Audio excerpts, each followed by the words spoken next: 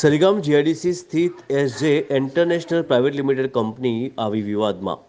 Company 7 વર્ષ પહેલાં કામ કરતા કામદારોને ગ્રેજ્યુટીના પૈસા ન આપતા વલસાડ શ્રમ આયુક્તની કચેરીએ ફરિયાદ કરી હતી। છેલ્લા 7 વર્ષથી ગ્રેજ્યુટીના પૈસા મેળવવા અરજદારો ધક્કા ખાઈ રહ્યા છે, પરંતુ આજ દિન સુધી કોઈ કાર્યવાહી કરવામાં આવી નથી। કંપની સંચાલકો તરફથી સંતોષકારક જવાબ ન મળતા શ્રમ આયુક્ત વલસાડ ખાતે ફરિયાદ કરવામાં આવી હતી। વર્ષોથી ધક્કા ખાતા શ્રમિકોને ન્યાય ક્યારે મળશે? તંત્ર કડક પગલાં ભરે તો આવી કંપનીઓની શાન ઠેકાણે આવે તેવી ચર્ચાઓ થઈ રહી છે। સરીગામ અને ઉમરગામ જીઆઈડીસીમાં હાલમાં પણ ઘણી કંપનીઓમાં મિનિમમ વેતન ના મળતું હોવાની બૂમરેંગ પણ ઉઠવા પામી છે। અધિકારીઓ આ બાબતે શું કરી રહ્યા છે તે ખૂબ જ મોટો પ્રશ્ન ઊભો થયો છે। અમારું નામ ભાવિકાબેન સુરેશભાઈ કોડી। અમે SJ company SJ international private limited Sarigam GIDC તો કંપનીમાં અમે 7 વર્ષની કંપની છોડેલી છે ને આજ સુધી અમને ગ્રેજ્યુટી મળતી નહીં મળે।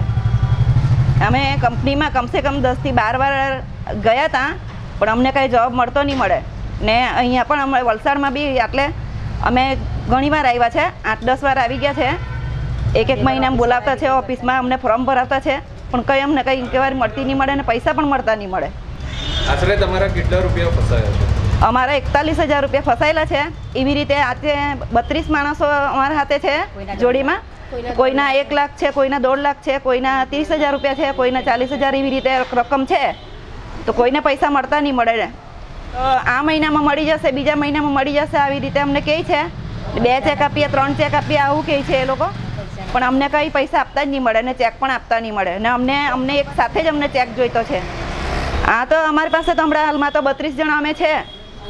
આજે 7 વર્ષથી અમે એવી રીતે અમે ફસાયેલા છે, અમને પૈસા મળતા નહીં મળે ને અમારી આટલી મજબૂરી છે। કેટલા લોકો અમારી સાથે નાનું છોકરું લઈને પણ આવેલા છે ને આજે સવારના આવીએ છીએ અમે વલસાડમાં ને સાંજ કરીને જ આવ્યા છે ને અમે તો 300 રૂપિયા 400 રૂપિયા ભાડું કરીને અમે આવતા છે। હવે આગામી પગલાં તો અમે આટલે કોર્ટમાં કરેલું છે, હવે શું કરે તે ખબર નહીં મળે।